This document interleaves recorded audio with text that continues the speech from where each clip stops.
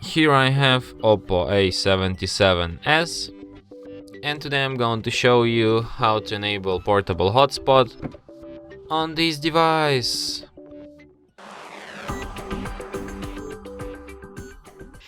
So to do this, firstly you have to open settings, then you should go to the connection and sharing, then go to the personal hotspot. So here you can enable it.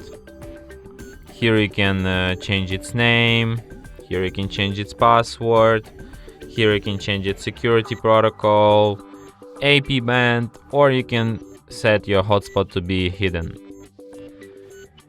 You can also display QR code to instantly connect to your hotspot. You can also manage connections, like you can add devices to blacklist, you can set up maximum amount of connections, and you can also set up data usage limit.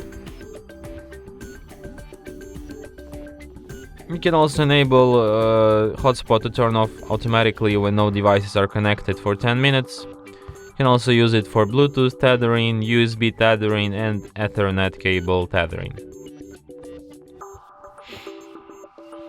And that's it. Thanks for watching.